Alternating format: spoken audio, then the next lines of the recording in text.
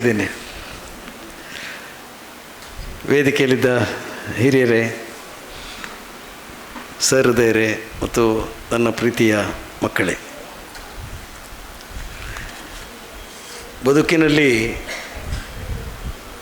ಈ ದಾರಿ ಎರೆಯುವುದು ಅಂತ ಒಂದಿದೆ. ರಂಗಭೂಮಿಯಲ್ಲಿ ನನ್ನ ಜೊತೆ ಕೆಲಸ ಮಾಡಿದಂಥ ತುಂಬ ವ್ಯಕ್ತಿಗಳಿದ್ದಾರೆ.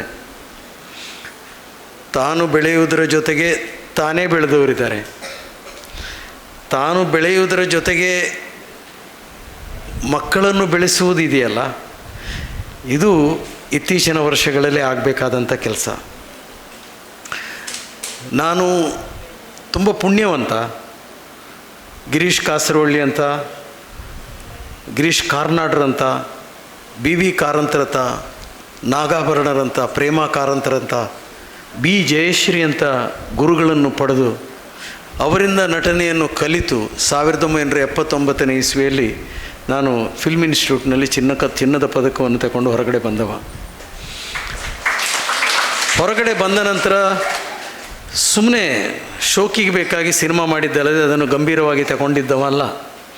ಸಿನಿಮಾ ನಟ, ಆ ಕಾಲದಲ್ಲಿ ಫಿಲ್ಮ್ ಇನ್ಸ್ಟಿಟ್ಯೂಟ್ ಕಲ್ತಿದ್ದೇನೆ ಅಂತಲೇ ಮುಂದೆ ಹೋದವ. ಆದರೆ ರಂಗಭೂಮಿ ನನ್ನ ಉಸಿರಾಗಿತ್ತು.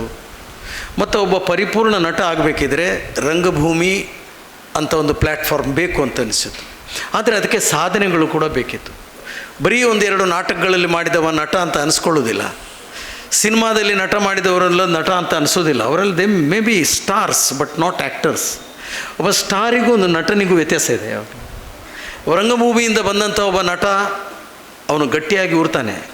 ನಸೀರುದ್ದೀನ್ ಶಾ, ನಾನಾ ಪಟೇಕರ್, ಶಬ್ನಾ ಆಜ್ಮಿ ಇವರೆಲ್ಲ ನ್ಯಾಷನಲ್ ಸ್ಕೂಲ್ ಆಫ್ ಡ್ರಾಮಾದಲ್ಲಿ ಕಲಿತು ಬಂದಂಥ ನಟರು ಇನ್ನೂ ಗಟ್ಟಿಯಾಗಿ ನಿಂತಿದ್ದಾರೆ. ಅವರಿಗೆ ಸಾವಿಲ್ಲ. ರಂಗಭೂಮಿ ನಮಗೆ ತುಂಬ ಕಲಿಸಿಕೊಡ್ತದೆ. ನಾನು ಬೆಳಗಿನ ಉದ್ಘಾಟನಾ ಸಮಾರಂಭದಲ್ಲಿ ಹೇಳಿದೆ, ಕಾಸರಗೋಡಿನಲ್ಲಿ ಈ ಥರದ 5,000 ಮಕ್ಕಳಿದ್ದಾರೆ. ಅವರ ಒಂದೊಂದು ಕಿವಿಯಲ್ಲಿಯೂ ಕೂಡ ನನ್ನ ಕೈ ಇದೆ. ಅವರನ್ನು ನಾನು ಪ್ರೀತಿಯಿಂದ ಗೂಬೆ ಅಂತ ಕರಿತೇನೆ, ಮುದ್ದು ಅಂತ ಕರಿತೇನೆ, ಚಿನ್ನ ಅಂತ ಕರಿತೇನೆ. ನನ್ನ ಹೃದಯದಿಂದ ಅವರನ್ನು ಪ್ರೀತಿಸ್ತೇನೆ. ಆದ್ದರಿಂದ ಕಾಸರಗೋಡಿನ ಯಾವ ಭಾಗಕ್ಕೂ ನಾನು ಹೋದರೂ ಕೂಡ, ರಸ್ತೆಯಲ್ಲಿ ನಿಂತರೂ ಕೂಡ ನನ್ನ ರಂಗಭೂಮಿಯ ಈ ಮಕ್ಕಳು ನನ್ನನ್ನು ಚಿನ್ನಮ್ಮ ಇದ್ದಾರೆ ಅಲ್ಲಿ ಅಂತ ಬಂದು ಮಾತಾಡಿಸ್ತಾರೆ. ಇದಕ್ಕಿಂತ ದೊಡ್ಡ ಸಾಧನೆ ನನಗೇನು ಬೇಕಾಗಿದೆ? ನನ್ನ ಕನಸಿತ್ತು, ನಾನು ಉಡುಪಿಯಲ್ಲಿ ರಂಗಭೂಮಿಯಲ್ಲಿ ಮೊದಲು ನಾಟಕ ಮಾಡಿದಾಗೆಲ್ಲ ಗುಲಾಮನ ನಗು, ಬಂದ ಸರ್ದಾರ, ದೃಷ್ಟಿ ಮುಂತಾದ ನಾಟಕಗಳನ್ನು ಇಲ್ಲಿಯ ಕಾಂಪಿಟೇಷನ್ನಲ್ಲಿ ಬರೆದು ಎಲ್ಲ 7 ಪ್ರಶಸ್ತಿಗಳನ್ನು ತಗೊಂಡೋದು. ಫಸ್ಟು ಅದು ಇದು ಎಲ್ಲ.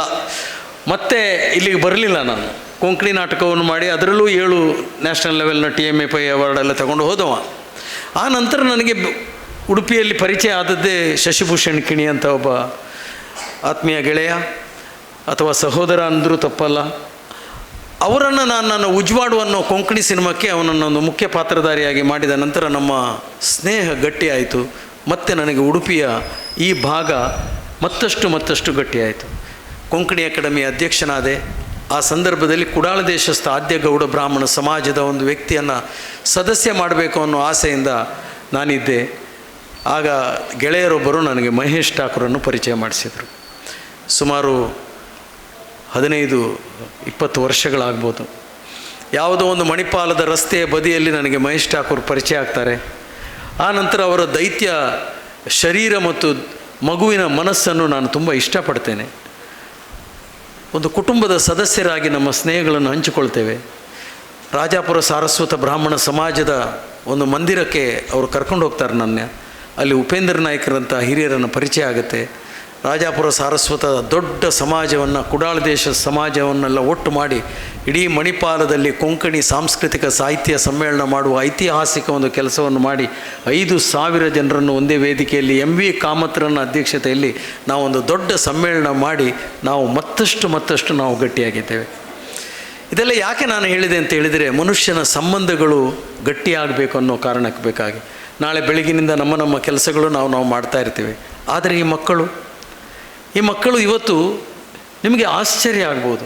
ನಾನು ಬೆಳಿಗ್ಗೆನೇ ಹೇಳಿದ್ದೇನೆ, ನಾನು ಈ ಮಕ್ಕಳಿಗೆ ಕಲಿಸಿಕೊಡುವುದಿಲ್ಲ. ಈ ಮಕ್ಕಳನ್ನು ಅವರಲ್ಲಿ ಇರುವ ಪ್ರತಿಭೆಗೆ ನಾನು ಹೊರೆ ಹಚ್ತೇನೆ ಅಂತ ಅಷ್ಟೇ, ಬೇರೆ ಏನು ಹೇಳಲಿಲ್ಲ ನಾನು. ನೀವು ನಂಬಲಿಲ್ಲ. ಠಾಕೂರ್ ನಾನು ಈ ಮಕ್ಕಳಿಗೆ ಕತೆ ಹೇಳಿದ್ದೇನೆ ನಿಮಗೆ? ಇಲ್ಲ. ಯಾವ ಮಕ್ಕಳಿಗೂ ನಾನು ಕತೆ ಹೇಳಲಿಲ್ಲ, ನೀವು ಕಥೆಯನ್ನು ಸೃಷ್ಟಿ ಮಾಡಿ ಅಂತ ಹೇಳಿದೆ. ಅಂದರೆ ಅವರ ಒಳಗೆ ಒಬ್ಬ ಕತೆಗಾರ ಇದ್ದಾನೆ, ಅವರ ಒಳಗೆ ಒಂದೊಂದು ಪಾತ್ರಗಳಿದೆ. ಆ ಪಾತ್ರಗಳಿಗೆ ವೇದಿಕೆ ಸಿಗಲಿಲ್ಲ, ಅದು ಅದಮಿಯಲ್ಲಿ ಕೂತಿತ್ತು. ಅದಕ್ಕೆ ಒಂದು ಕಿಚ್ಚು ಹಚ್ಚಿದರೆ ಅದು ಉರಿತದೆ. ಇವತ್ತು ಮಾತನಾಡದ ಹುಡುಗಿಯರು ಇಲ್ಲಿ ನಿಂತು ಮಾತನಾಡಿದ ಭಾಷೆಗಳನ್ನು ನೋಡಿ ನಾನು ದಂಗು ಬಡ್ದು ಹೋಗಿದ್ದೇನೆ. ಮೈ ಗುಡ್ನೆಸ್, ಇಂಥ ಈ ಪ್ರತಿಭೆಗಳು ಈ ಇಲ್ಲಿದ್ದಾರ ಈ ಊರಿನಲ್ಲಿ. ಗ್ರಾಮೀಣ ಪ್ರದೇಶದಿಂದ ಬಂದಂಥ ಈ ಮಕ್ಕಳಲ್ಲಿ ಎಂಥ ಸುಪ್ತವಾದ ಪ್ರತಿಭೆ ಇದೆ. ಹಿಂದುಳಿದ ವರ್ಗದಿಂದ ಬಂದಂಥ ಈ ಮಹೇಶ್ ಠಾಕೂರ್ ಮಾಡುವಂಥ ಇಲ್ಲಿ ಕ್ಲಾಸ್ಗಳು ತೆಗೆಯುವ ಮಕ್ಕಳು, ಇವತ್ತು ಆ ಹುಡಿ ಮಕ್ಕಳು, ಸಾಸಿವೆ ಕಾಳಿನಷ್ಟು ಉದ್ದ ಇಲ್ಲದ ಮಕ್ಕಳು ಮಾಡಿದ ಪ್ರತಿಭೆಗಳು, ಅವರು ಹೇಳಿದ ಟಂಗ್ ಟ್ವಿಸ್ಟರ್ಸ್ಗಳು ನನಗೆ ಗೊತ್ತಿರಲಿಲ್ಲ. ನಾನು ಅವನಿಂದ ಕಲಿತೆ. ಇವತ್ತು ನಾನು ಅದನ್ನೇ ನಿಮಗೆ ಹೇಳಿದ್ದು, ರಂಗಭೂಮಿ ಇದು ಕಲಿಸಲಿಕ್ಕೆ ಇರುವಂಥದ್ದಲ್ಲ, ನಾವು ಕಲಿಯುವುದಕ್ಕೆ ಇರುವಂಥದ್ದು ಅಂತ, ಕಲಿತು ಮುಗಿಯುವಂಥದ್ದಲ್ಲ. ಇವತ್ತು ಬೆಳಗಿನ ಕಾರ್ಯಕ್ರಮ ಸ್ವಲ್ಪ ಹೊತ್ತು ನೋಡಿದಾಗ ನಿಮ್ಮ ಎಂಥ ಸ್ಕೂಲ್ನವರು, ಮಾಧವ ಪೈ ಎಂಥ ಸ್ಕೂಲ್, ಆ ಸ್ಕೂಲ್ನ ಟೀಚರ್ ಕೂಡ ಹೇಳಿದರು, ನಮ್ಮ ಕಾಲೇಜಿನಲ್ಲಿ ಇಂಥ ಒಂದು ಕಾರ್ಯಕ್ರಮ ನೀವು ಮಾಡಬೇಕು ಅಂತ. ಯೂಶ್ವಲಿ ನಾನು ಸಣ್ಣ ಮಕ್ಕಳಿಗೆ ಮಾಡುವಾಗ ಸ್ವಲ್ಪ ಹಿಂದೆ ನಿಲ್ತೇನೆ, ನನಗೆ ತಾಳ್ಮೆ ಕಮ್ಮಿ. ಇವರು ಮಾಡುವ ಈ ಪೋಖ್ರಿ ಎಲ್ಲ ಉಂಟಲ್ಲ, ಸಣ್ಣ ಪುತ್ತ, ಇದು ನನಗೆ ಸಿಟ್ಟು ಬರೋದು ಜಾಸ್ತಿ. ಶುಗರ್ ಉಂಟಲ್ಲ, ಅದು ಅದರ ಸ್ವಭಾವ ತೋರಿಸ್ತದೆ. ಅದಕ್ಕೆ ಕೆಲವೊಮ್ಮೆ ಹೆದರಿಸಿದ ಹಾಗೆ ಮಾಡೋದು, ಮುದ್ದು ಮಾಡೋದು, ಹೀಗೆ ಮಾಡೋದು. ಬಟ್ ನಾನು ಕಾಲೇಜಿನ ವಿದ್ಯಾರ್ಥಿಗಳಿಗೆ ಜಾಸ್ತಿ ತಗೊಳ್ತೇನೆ. ಮತ್ತು ಅವರಿಗೆ ನನ್ನಲ್ಲಿ ಇರುವಂಥ ಇದರ ಗಿಮಿಕ್ಗಳಿದೆಯಲ್ಲ, ಈ ನವರಸಗಳನ್ನು ಆಟ ಆಡಿಸುವಂಥದ್ದು, ನಗ್ತಾ ನಗ್ತಾ ಅಳುವಂಥದ್ದು, ಅಳುತ್ತಾ ಅಳುತ್ತಾ ನಗುವಂಥದ್ದು, ಇದೆಲ್ಲ ಭಾಳ ಕ್ಲಿಷ್ಟಕರವಾದಂಥದ್ದು. Once you start enjoying the rasas, ನೀವು ನವರಸಗಳನ್ನು ಅನುಭವಿಸಲಿಕ್ಕೆ ಶುರು ಮಾಡಿದ ನಂತರ ಮತ್ತೆ ನಿಮಗೆ ಅದನ್ನು ಬಿಟ್ಟು ಹೋಗ್ಲಿಕ್ಕೆ ಆಗೋದಿಲ್ಲ. ಅದಕ್ಕೆ ಇದನ್ನು ಹುಚ್ಚು ಅಂತ ಹೇಳೋದು. ಆ್ಯಕ್ಟಿಂಗ್ ಅನ್ನೋದನ್ನು ಹುಚ್ಚು ಅಂತ ಹೇಳೋದೇ ಅದಕ್ಕೆ. ಇದು ಒಂದು ರುಚಿ. ಇದು ಸಿಕ್ಕುವಾಗ ಕೆಲವರು ಮದ್ಯಪಾನ ಮಾಡ್ತಾರೆ, ಅದೆಲ್ಲ ಟೆಂಪರರಿ ಸುಖ, ಅದು ತಾತ್ಕಾಲಿಕ, ಮತ್ತೆ ಅದರಿಂದ ಹೊರಗೆ ಬರ್ಬೋದು, ಯಾರು ದೊಡ್ಡ ವಿಷಯ ಏನಲ್ಲ. ಆದರೆ ಇದು ಸಿಕ್ಕಿದಾಗ ನೋಡಿ ಮತ್ತೆ ಆ್ಯಕ್ಟಿಂಗ್ನವ್ರು ಬಿಡುವುದಿಲ್ಲ. ಸಿನಿಮಾ ನಟರು ಒಂದಾದರೂ ಮತ್ತೆ ಹೋಗ್ತಾರೆ, ಎರಡಕ್ಕೆ ಮತ್ತೆ ಹೋಗ್ತಾರೆ, ಅದು ರುಚಿ ಅದು. ಮತ್ತು ಇಂಥ ಒಂದು ದೇವಾಲಯ ಇದೆಯಲ್ಲ, ಇದನ್ನು ನಾನು ಕಲಾಮಂಡಲ ಅಂತ ಹೇಳೋದಕ್ಕಿಂತ ಇದನ್ನೊಂದು ದೇವಾಲಯ ಅಂತ ಹೇಳೋದು. ನಾನು ನನ್ನ ಮನೆಯ ಮೇಲೆ ಕೂಡ ಒಂದು ಥಿಯೇಟ್ರ್ ಮಾಡಿದ್ದೇನೆ, ಅಲ್ಲಿ ನಾನು ಚಪ್ಪಲಿಗೆ ಅವಕಾಶವನ್ನು ಕೊಡೋದಿಲ್ಲ. ಅದೊಂದು ಸರಸ್ವತಿಯ ಕಲಾಮಂದಿರ. ಇಲ್ಲಿ ಒಂದೊಂದು ಕಲ್ಲಿನಲ್ಲಿ, ಒಂದೊಂದು ಜಂಕ್ಷನ್ನಲ್ಲಿ ಕೂಡ ಸರಸ್ವತಿ ನಮ್ಮನ್ನು ಗಮನಿಸ್ತಾರೆ. ಈ ಮನೆಯಲ್ಲಿ ಕಲ್ತಂಥ, ಈ ದೇವಸ್ಥಾನದಲ್ಲಿ ಕಲಿತ ಎಂಥ ಪ್ರತಿಭೆಗಳು, ಯಾರು ಮಾಡ್ತಾರೆ, ಯಾಕೆ ಮಾಡಬೇಕು, ಇದರಿಂದ ಆಗುವ ಲಾಭ ಏನು, ನೀವು ಇದನ್ನು ಯೋಚನೆ ಮಾಡಬೇಕು. ಇದರಿಂದ ಮನೆಯಲ್ಲಿ ಹೆಂಡತಿಯ ಕಿರಿಕಿರಿ ಇದ್ದರೆ, ಈಗ ದೇವ್ರ ದಯೆಯಿಂದ ಇಲ್ಲ ಅಂತ ಇಟ್ಕೊಳ್ಳಿ, ಇಲ್ಲದ್ರೆ ಮಹೇಶ್ ಠಾಕೂರ್ನ ಮನೆಯಲ್ಲಿ ಅವರ ಹೆಂಡತಿ ಇದನ್ನು ಕೆಲಸವನ್ನು ಒಪ್ಪಿಕೊಂಡದ್ರಿಂದ ಓಕೆ.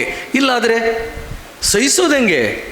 ನಮ್ಮ ಮನೆಯಲ್ಲಿ ನಮ್ಮ ಥಿಯೇಟ್ರಿಗೆ ಸಪ್ರೇಟ್ ಡೋರ್ ಇಟ್ಟಿದ್ದೇನೆ ನಾನು, ಮನೆಯಲ್ಲಿ ಕಿರಿಕಿರಿ ಆಗೋದು ಬೇಡ ಅಂಥೇಳಿ. ಅಂದರೆ ಇದು ಸಮಾನ ಮನಸ್ಕರಿದ್ದರೆ ಮಾತ್ರ ಇಂಥ ಕೆಲಸಗಳಾಗೋದು. ಮಹೇಶ್ ಠಾಕೂರ್ ಆ ವಿಷಯದಲ್ಲಿ ಪುಣ್ಯವಂತ. ಯಾಕಂದರೆ ಅವರ ಗೆಳೆಯರ ದಂಡಿದೆಯಲ್ಲ, ಇದು ಈ ಕಲೆಯನ್ನು ಪ್ರೀತಿಸುವಂಥ, ಅವರ ಧಾರ್ಮಿಕ ಚಟುವಟಿಕೆಗಳನ್ನು ಗಮನಿಸುವಂಥ ಗೆಳೆಯರವರಿಗಿದ್ದಾರೆ. ಇಲ್ಲದಿರ ನಿತ್ಯಾನಂದ ಪಡ್ರೆ ಅಂತ ಒಡ್ಡ ಮನುಷ್ಯ ಇವರೊಟ್ಟಿಗೆ ಸಿಕ್ಕಿದೆ ನನಗೆ ಆಶ್ಚರ್ಯ. ನೇರ ಸ್ಪಷ್ಟ ಮಾತನಾಡುವ ಅವರ ಮನೆ, ಇಡೀ ಮನೆಯವ್ರು ಗೊತ್ತು ನನಗೆ, ಅವರ ಅಣ್ಣ ಕೂಡ ಗೊತ್ತು. ಅವರು ಸಾಹಿತ್ಯ ಸಮ್ಮೇಳನಗಳಲ್ಲಿ ಬಾರ್ಕೂರಲ್ಲಿ ಮಾಡ್ತಾರೆ, ಮಕ್ಕಳ ಸಮ್ಮೇಳನಗಳನ್ನು. 12:10 ಅಂದರೆ 12:10 ಅದು, ಅದರಲ್ಲಿ ಮುಲಾಜಿಲ್ಲ ಅವರಿಗೆ. ಆ ಥರದ ಸ್ಟ್ರಿಕ್ಟ್ ಆದಂಥ ವ್ಯವಸ್ಥೆಗಳನ್ನು ಮಾಡಿಕೊಂಡವರು. ಹೀಗೆ ಒಂದು ಚಟುವಟಿಕೆಗಳನ್ನು ಮಾಡುವಾಗ ನನ್ನ ಕೊಡುಗೆ ಮಹೇಶ್ ಠಾಕೂರಿಗೆ ಏನು ಅಂತ ನಾನು ಗಮನಿಸಿದಾಗ ನಾನು ಕಂಡುಕೊಂಡ ಸತ್ಯ ಈ ರಂಗ ಸಂಸ್ಕೃತಿ. ಹಾಗೆ ಇವನು ನಾನು ಕಂಡಾಗ ಇವರನ್ನು ಕಂಡಾಗ ನನಗೆ ತುಂಬ ಆತ್ಮೀಯತೆ ಆಗುವಾಗ ಏಕವಚನ ಅಂತ ಬಂದು ಹೋಗ್ತದೆ ಕೆಲವು ಸಲ. ನಾನು ಮಹೇಶ್ ಠಾಕೂರ್ ಹತ್ರ ಇದೇ ಪ್ರಾಜೆಕ್ಟನ್ನು ನಾನೇ ಹೇಳಿದ್ದು, ನಾನೊಂದು ರಂಗ ಸಂಸ್ಕೃತಿ ಅಂತ ಮಾಡ್ತೇನೆ, ನಿಮ್ಮ ಊರಿನಲ್ಲಿ ಮಾಡಲ ಸರ್, ಮಾಡಿ ಸರ್ ಅಂತೇಳಿ. ಅವ್ರ ಮಿಸ್ಸಸ್ ಕೂಡ ಇಲ್ಲ ಮಾಡಿ, ಜನ ಬರ್ತಾರ, ನಾನು ಹೇಳಿದೆ 50 ಜನ ಮಕ್ಕಳು ಸಾಕು, ಒಂದು ಪ್ರಾರಂಭ ಮಾಡೋಣ, ಆ ನಂತರ ಇದನ್ನು ಮಾಡೋಣ ಅಂತೇಳಿ. ಹಾಗೆ ಇದು ಪ್ರಾರಂಭ ಆಗಿ ಇವತ್ತು ಬಹುಶಃ ಒಂದು 70-75 ಮಕ್ಕಳು ಇವತ್ತು ಇದನ್ನು ಬಾರಿಸಿದರು. ಇವತ್ತು ಅವರಿಗೆ ವಾಯ್ಸ್ ಆ್ಯಂಡ್ ಡಿಕ್ಷನ್ ಅಂದರೆ ಏನು, ಇಂಪ್ರೂವೈಸೇಷನ್ ಅಂದೇದ್ರು, ಸ್ಟೇಜ್ನಲ್ಲಿ ಏನು ತುಂಬ ತಪ್ಪುಗಳಿದೆ. ಒಂದು ದಿನದಲ್ಲಿ ನಟನೆ ಕಲಿಯೋದು, 1 ವರ್ಷದಲ್ಲೇ ನನಗೆ ಕಲೀಲಿಕ್ಕಾಗಲಿಲ್ಲ, ಇನ್ನು 1 ದಿನದಲ್ಲಿ ಏನ್ರಿ ಕಲಿಸ್ಕೊಡೋದು. ಆದರೆ ಅದರ ರುಚಿ ಹತ್ತಿಸ್ಬೋದು, ಮಾತಾಡ್ಲಿಕ್ಕೆ ಬಿಡ್ಬೋದು, ಮನೆಗೆ ಹೋಗಿ ಇನ್ನವರು ಕಾ ಅಂತ ಹೇಳ್ಬೋದು, ಕಿರ್ಚ್ಬೋದು, ಬಟ್ ಅವರ ಥ್ರೋಟ್ ಸರಿಯಾಗ್ಬೋದು. ನಾನು ಮಾತಾಡಬಲ್ಲೆ ಅನ್ನೋ ಒಂದು ಅವರಿಗೆ ಧೀಶಕ್ತಿ ಒಳಗಿಂದ ಒಂದು ಬಂದಾಗಿದೆ, ಸಾಕು. ಇವತ್ತು ನಾನು ತುಂಬ ಭಾರವಾದ ಮನಸ್ಸಿನಿಂದ ಹೊರಗಡೆ ಹೋಗ್ತಿದ್ದೇನೆ ಮಹೇಶ್. ನಾನು ಮಕ್ಕಳನ್ನು ತುಂಬ ಪ್ರೀತಿಸ್ತೇನೆ, ಮತ್ತು ಅವರು ನನ್ನನ್ನು ಕಂಡುಕೊಂಡು ಅವರು ಮಾಮ ಅಂತ ನಮ್ಮ ಹತ್ರ ಬರುವಾಗ ಅವರನ್ನು ಬಿಟ್ಟು ಹೋಗಲಿಕ್ಕೆ ಮನಸ್ಸು ಬರೋದಿಲ್ಲ. ಈ ಮಕ್ಕಳನ್ನು ಮತ್ತೆ ಮುಂದೆ ನಾನು ಇಲ್ಲಿ ಕಾಣ್ತೇನೋ ಏನು.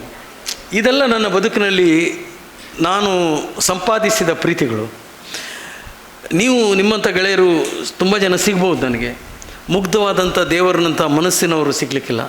ನನ್ನ ಮೊಮ್ಮಕ್ಕಳನ್ನ ಪ್ರಯತ್ನದಂಥ ಮಕ್ಕಳಿಗೆ ಜೊತೆ ಇವತ್ತು ನಾನು ರಂಗಭೂಮಿಯನ್ನು ಹಂಚಿಕೊಳ್ಳುವ ಒಂದು ಸೌಭಾಗ್ಯ ಇದೆಯಲ್ಲ, ಇದು ನನಗೆ ಬಹುದೊಡ್ಡ ನೀವು ನನಗೆ ಕೊಟ್ಟಂಥ ಒಂದು ಆಶಯ ಅಂತ ನಾನು ತಿಳ್ಕೊಳ್ತೀನಿ. ಮುಂದಿನ ದಿನಗಳಲ್ಲಿ ನಾನು 2-3 ಪ್ರೋಗ್ರಾಮ್ಗಳನ್ನು ಈ ಮಕ್ಕಳಿಗೆ ಮಾಡ್ತೇನೆ.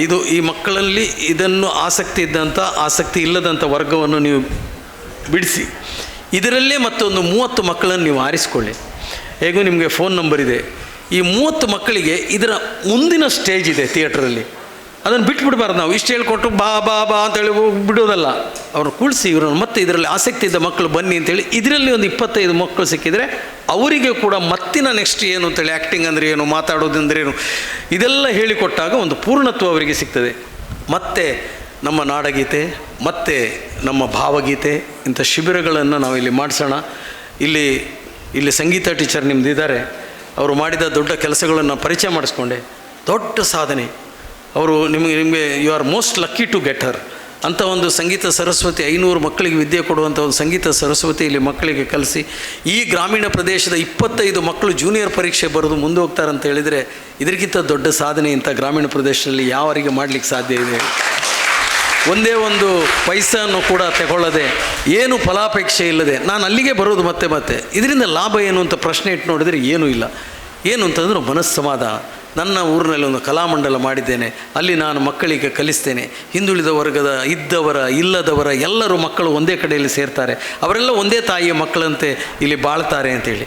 ಇಲ್ಲಿ ರಾಜಕೀಯದ ವ್ಯಕ್ತಿಗಳು ಬಂದರೆ ಮಾತ್ರ ಆಗುವ ಅನಾಹುತ ಮಾತ್ರ ಅಂಥದ್ದಲ್ಲ. ನೀವು ಪ್ರಮಾಣ ಮಾಡಿ ತಯಾರು ಮಾಡಬೇಕೆಂದರೆ ನೀವು ರಾಜಕೀಯದ ವ್ಯಕ್ತಿಗಳು ಇರಲಿ, ಅವರು ಇಂತಹ ಒಂದು ನಿಮ್ಮ ಈ ಮೂಮೆಂಟನ್ನು ನೋಡಿಕೊಂಡು ಬಂದರೆ ಸಹಿಸ್ಕೊಳ್ಳಿ. ಆದರೆ ಇದರಲ್ಲಿ ರಾಜಕೀಯ ಮಾಡುವಂಥವರನ್ನು ಆದಷ್ಟು ದೂರ ಇಟ್ಟುಕೊಂಡ್ರೆ ಸರಸ್ವತಿ ನಿಮ್ಮನ್ನು ಮತ್ತಷ್ಟು ಒಲಿದಾಳು, ಜೊತೆಗೆ ಸರಸ್ವತಿಯ ಹಿಂದೆ ಲಕ್ಷ್ಮಿ ಕೂಡ ಬಂದಾಳು ಅಂಥೇಳಿ ಮತ್ತಷ್ಟು ನನ್ನ ಗೆಳೆಯರನ್ನು ನಾನು ಸಂಪರ್ಕಿಸ್ತೇನೆ. ಮತ್ತೆ ಇಲ್ಲಿ ಬಂದು ನನ್ನ ಸೇವೆ ಮಾಡಲಿಕ್ಕೆ ನಾನು ಕಟಿಬದ್ಧನಾಗಿದ್ದೇನೆ. ಇದು ನನ್ನದೇ ಸಂಸ್ಥೆ ಶಿವಪ್ರೇರಣಾ ಚಾರಿಟೇಬಲ್ ಟ್ರಸ್ಟ್ ಅಂಥೇಳಿ. ಈ ಹಿಂದೆ ನಾನು ಬರುವಾಗ ನಾನು ಮಹೇಶ್ ಠಾಕೂರಿಗೆ ಒಂದು ಮಾತನ್ನು ಹೇಳಿದ್ದೆ, ನೀವು ಇದನ್ನು ಮಾಡಬೇಕು ಮಹೇಶ್, ಒಂದು ಕಲ್ಚರಲ್ ಟ್ರಸ್ಟ್ ಮಾಡಿ ಅಂತ. ನೆನಪಿದೆಯಾ ನಿಮಗೆ? ನಾನು ಈ ದೇವಸ್ಥಾನಕ್ಕೆ ಬಂದಾಗ ನಾನೊಂದು ಮಾತು ಹೇಳಿದೆ, ನೀವು ಒಂದು ಟ್ರಸ್ಟ್ ಮಾಡಿ. ಅದನ್ನು ನನ್ನ ಸಂಸ್ಥೆ ಕೂಡ ಟ್ರಸ್ಟ್ ಮಾಡಿಕೊಂಡು ಕೆಲಸ ಮಾಡಿದೆ, ನೀವು ಮಾಡಿ. ಈಗಾಗಲೇ ನಾನು ನನ್ನ ಟ್ರಸ್ಟ್ ಮಾಡಿದ ಕೆಲಸ 67 ಲಕ್ಷ ರೂಪಾಯಿಗಳು. ಅದು ಬರೀ ಮಕ್ಕಳಿಗೆ ಬೇಕಾಗಿ ಮಾತ್ರ. ಅಷ್ಟನ್ನು ಖರ್ಚು ಮಾಡಿ ನಮ್ಮ ಇಡೀ ಕಾಸರಗೋಡಿನ ಕನ್ನಡತನ ಧ್ವಜವನ್ನು ಗಟ್ಟಿಯಾಗಿ ಉರಿಸಿದವ ನಾನು. ಇಲ್ಲಿ ಕಲ್ಚರಲ್ ಪ್ರೋಗ್ರಾಮ್ ಮಾಡೋಣ. ಗ್ರಾಮೀಣ ಪ್ರದೇಶದ ಶಾಲೆಗಳಲ್ಲಿ SLC 9th ಸ್ಟ್ಯಾಂಡರ್ಡ್ ಇಂಥ ಮಕ್ಕಳಿಗೆ ನೀವು ಒಂದು ಪ್ಲ್ಯಾಟ್ಫಾರ್ಮ್ ಉಂಟು ಮಾಡಿ, ಕಾಲೇಜಿನ ಒಂದು ಸೆಕ್ಷನಿಗೆ ಬೇರೆ ಮಾಡಿ, ಅವರೆಲ್ಲ ನಾವು ಅಲ್ಲಿ ಕಾಲೇಜಿಗೆ ಹೋಗೋದಲ್ಲ, ಇಲ್ಲಿ ಅವರು ಬರಬೇಕು. ಈ ಕಲಾಮಂದಿರ ನಾವೇ ಕಾಲೇಜಿಗೆ ಹೋಗಿ ಕಲಿಸೋದ್ರಲ್ಲಿ ಮಜಾ ಇಲ್ಲ. ಅದು ಯಾಕೆ ಅಲ್ಲಿ ಹೋಗ್ಬೇಕು ನಾವು? ಅವರ ಕಾಲೇಜಿಗೆ ಯಾಕೆ ಹೋಗಬೇಕು? ಆ ಕಾಲೇಜಿನ ಮಕ್ಕಳು ಇಲ್ಲಿ ಬರಬೇಕು. ಇಲ್ಲಿ ಅವರ ಒಂದೊಂದು ಧ್ವನಿ ಒಂದೊಂದು ಈ ಮೆಟ್ಲಿಗೆ ಕಾಣಬೇಕು. ಅವರು ತುಳಿದ ಒಂದೊಂದು ಅವರ ಪಾದ ಸ್ಪರ್ಶ ಅವರ ಬದುಕಿಗೆ ಬೆಳಕು ನೀಡಬೇಕು. ಈ ಥರದಲ್ಲಿ ಕಲ್ಪನೆ ಮಾಡಿಕೊಂಡು ಇದೊಂದು ದೊಡ್ಡ ಒಂದು ಶ್ರದ್ಧಾ ಕೇಂದ್ರ ಆಗಬೇಕು. ಕೇರಳದ ತ್ರಿಶೂರಿನಲ್ಲಿ ಕಲಾಮಂಡಲದಂಥ ಮತ್ತಷ್ಟು ಶಂಕರ್ ಪಿಳ್ಳೆ ಮಾಡಿದಂಥ ಇದೆಯಲ್ಲ, ನಾನು ಎಲ್ಲವನ್ನು ಸುತ್ತಾಡಿದ್ದೇನೆ, ಎಲ್ಲವನ್ನು ಮುಟ್ಟಿ ನೋಡಿದ್ದೇನೆ. ಅದಕ್ಕೋಸ್ಕರ ನಾನು ನಮ್ಮ ಮನೆಯಲ್ಲಿಯೂ ಕೂಡ ನನ್ನ ತಂದೆ ತಾಯಿ ಹೆಸರಿನಲ್ಲಿ ಪದ್ಮಗಿರಿ ಕಲಾಕುಟೀರ ಅಂತ ಮಾಡಿದ್ದೇನೆ. ಅಲ್ಲಿಯೂ ಕೂಡ ಇದೇ ಥರದ ಗೆಳೆಯರು ಬಂದು ನನಗೆ ಹೆಲ್ಪ್ ಮಾಡೋರಿದ್ದಾರೆ. ನಾನು ನನ್ನ ಮಕ್ಕಳಿಗೆ ಕಳಿಸಿದ್ದೇನೆ ಬಣ್ಣ ಮತ್ತು ಇನ್ನೊಂದು ನಿಮಗೆ ಹೇಳ್ಕೊಡ್ತೀನಿ. ನಿಮಗೆ ಈ ಮಣ್ಣಿದೆಯಲ್ಲ, ಆವೆ ಮಣ್ಣು, ಅದರಲ್ಲಿ ಕಲಿಸಿಕೊಡುವವರಿದ್ದಾರೆ. ನೀವು ಒಂದಿಷ್ಟು ಆವೆ ಮಣ್ಣು 5 ರೂಪಾಯಿ ಸಿಗುತ್ತೆ. ಆವೆ ಮಣ್ಣು ತಂದು ಇಲ್ಲಿ ಬಿಸಾಕ್ಬಿಡಿ. ಇಲ್ಲಿ ಅಂದರೆ ಕೆಳಗೆ ಅವ್ರಿಗೆ ಯಾವುದಾದ್ರು ದೇವಸ್ಥಾನದ ವಠಾರದಲ್ಲಿ ಹಾಕ್ಬಿಡಿ. ಅದರಲ್ಲಿ ನಾನು ಮೃತ್ತಿಕಾ ಅಂತೇಳಿ ಒಂದು ಮಾಡಿದ್ದೇನೆ. ಮಣ್ಣಿನಿಂದ ಆಕೃತಿ ಗಣಪತಿ ಮಾಡಲಿಕ್ಕೆ ಮಕ್ಕಳಿಗೆ ಅವರ ಕಲ್ಪನೆಗೆ ಒಂದು ಶಕ್ತಿ ಕೊಡುವುದು. ಮಕ್ಕಳಿಗೆ ಒಂದು ಮಣ್ಣಿನ ಮುದ್ದೆ ಇತ್ತು ಬಿಟ್ಟರೆ ಮಾಡಿ ಇತ್ತು ಕೊಟ್ಬಿಡ್ಬೇಕು. ಅವರು ಮಾಡುವುದು, ಅವರ ಬೆರಳುಗಳು ಆ ಮಣ್ಣಿನಲ್ಲಿ ಆಟ ಆಡಿದಾಗ ನಮ್ಮ ಮಣ್ಣಿನ ಸಂಸ್ಕೃತಿ ಅವರಿಗೆ ಗೊತ್ತಾಗುತ್ತೆ. ಗಣಪತಿ ಮಾಡ್ಬೋದು, ಬುದ್ಧ ಮಾಡ್ಬೋದು, ಏನು ಬೇಕಾ ಮಾಡಲಿ ಅವರು ಅದನ್ನು ಮಾಡ್ಕೊಂಡು ಅವರವರಿಗೆ ಕೊಟ್ಬಿಡಿ. ಬಟ್ ಕಲಿಸ್ಲಿಕ್ಕಿರುವಂಥ ಜನಗಳಿದ್ದಾರೆ, ಅಂಥ ಇದನ್ನು ಕೂಡ ಇಲ್ಲಿ ಗುಡಿ ಕೈಗಾರಿಕೆ ಟೈಪ್ನ ಕೆಲಸಗಳನ್ನು ಮಾಡೋಣ. ಇನ್ನಷ್ಟು ಪ್ರಾಜೆಕ್ಟ್ಗಳಿದೆ ಮುಂದಿನ ದಿನಗಳಲ್ಲಿ ನೋಡೋಣ. ನಾವೇನು ಗಡಿಬಿಡಿ ಮಾಡೋದು ಬೇಡ, ಈಗೆಲ್ಲ ಪ್ರಾರಂಭ ಮಾಡಿದ್ದೀವಿ ಅಷ್ಟೇ. ಮಕ್ಕಳಿಗೆ ಉಜ್ವಲವಾದಂಥ ಭವಿಷ್ಯವನ್ನು ಹಾರೈಸ್ತೀನಿ. ಸರ್ಟಿಫಿಕೇಟ್ ಕೊಡುವಂಥ ಕೆಲಸಗಳನ್ನು ನೀವು ಮಾಡಿದ್ದೀರಿ, ಅದು ಬಹಳ ಮುಖ್ಯವಾದದ್ದು. ಯಾಕಂದರೆ ಈ ಮಕ್ಕಳ ಹತ್ರ ಸರ್ಟಿಫಿಕೇಟ್ ಇದ್ದರೆ ಮುಂದಿನ ಜನಾಂಗದಲ್ಲಿ ಅಂದರೆ ದಿನಗಳಲ್ಲಿ ಅವರಿಗೆ ಯಾವುದಾದ್ರೂ ಒಂದು ಕಡೆಯಲ್ಲಿ ಈ ಸರ್ಟಿಫಿಕೇಟ್ ಯೂಸಿಗೆ ಬೀಳುತ್ತೆ. ಎಲ್ಲಿಯಾದರೂ ಹೋದರೆ ನಾನು ಇಂಥ ಒಂದು ಇದು ಕಾರ್ಯಾಗಾರದಲ್ಲಿ ಭಾಗವಹಿಸಿದ್ದೇನೆ ಅಂತ ಮಕ್ಕಳು ಕೊಡುವಾಗ ಅದನ್ನು ಬಹಳ ಖುಷಿಯಿಂದ ಮತ್ತು ಇದೆಲ್ಲ ಅವರಿಗೆ ನೆನಪುಗಳು. ಯಾವುದು ಹೇಳಿ, ಈ ಇದರಲ್ಲಿ ಬಂದದ್ದು ಮೆರ್ತದ್ದು. ನಾನು ಇಲ್ಲಿ ಬರುವಾಗ ಸ್ವಲ್ಪ ಹುಡುಗರು ಆ ಸೈಡು, ಸ್ವಲ್ಪ ಹುಡುಗಿಯರು ಈ ಸೈಡು ಕೂತಿದ್ರು. ಮುಜುಗರ, ಏನು ಮಾಡೋದು ಗೊತ್ತಾಗೋದಿಲ್ಲ. ಇಬ್ಬರನ್ನು ಮಿಕ್ಸ್ ಮಾಡಿದೆ, ಅಣ್ಣ ತಮ್ಮಂದಿರ ಥರ ಬಂದ್ಬಿಡ್ತು. ಆ ಹೆಸಿಟೇಷನ್ ಇದೆಯಲ್ಲ, ಅದು ಹೋಯಿತು. ಅವರೇ 5 ಜನ ಹುಡುಗರು 5 ಜನ ಹುಡುಗಿಯರು ಸೇರಿಕೊಂಡು ಸ್ಕಿಟ್ ಮಾಡಿದರು. ಗಂಡನ ಪಾತ್ರ ಮಾಡೋ ನಾನು ಮಾಡೋದಿಲ್ಲ. ಹೆಣ್ಮಕ್ಳು ಗಟ್ಟಿ ಇದ್ದಾರೆ, ಗಂಡು ಮಕ್ಕಳೇ ಗಟ್ಟಿ ಇಲ್ಲ. ಅದೇ ದುರಂತ ನೋಡಿ. ಹೆಣ್ಮಕ್ಳು ಹೇಳಿದ್ರೆ ನೀನು ನನ್ನ ಗಂಡನ ಪಾತ್ರ ಮಾಡು ಹೇಳುವಾಗ ನಾನು ಗಂಡ ಮಾಡೋದಿಲ್ಲ. ಅವನಿಗೆ ಭಯ, ಎಲ್ಲಾದರೂ ಗಂಡ ಪರ್ಮನೆಂಟ್ ಆಗ್ಬಿಡ್ತಾನೆ ಅಂತೇಳಿ ಭಯ. ಈ ಥರದಲ್ಲೆಲ್ಲ ಮಕ್ಕಳ ಮನಸ್ಸು, ಮುಗ್ಧವಾದ ಮನಸ್ಸಿದೆಯಲ್ಲ, ಇದೆಲ್ಲವನ್ನು ನೀವು ಮೀರಿ ಬೆಳಿಬೇಕು. ನಿಮಗೆ ಒಳಿತಾಗಲಿ. ಮುಂದಿನ ದಿನಗಳಲ್ಲಿ ಇದನ್ನೆಲ್ಲಿದ್ರೆ ಮಾಡೋಣ ಅಂತ ಹೇಳ್ತಾ, ಮತ್ತೊಮ್ಮೆ ಶಿವಪ್ರೇರಣಾ ಟ್ರಸ್ಟಿನ ಎಲ್ಲ ಇದರ ಹಿಂದಿರುವ ಶಕ್ತಿಗಳಿಗೆ ಮಾಡೋಣ. ನನ್ನ ಆಸೆ ಇದೆ. ಇದು ಒಂದೊಂದು ಕಮ್ಯುನಿಟಿಗೆ ಮಾಡಬೇಕು ಅಂತ ಆಸೆ ಇತ್ತು ನನಗೆ. ರಾಜಾಪುರ ಸಾರಸ್ವತರವರಿಗೆ, ದೈವಜ್ಞದವರಿಗೆ, ಇದೆಲ್ಲ ವೈಶ್ಯವಾಣಿಗೆಲ್ಲ ಮಾಡಬೇಕು ಅಂತ ಇದೆ.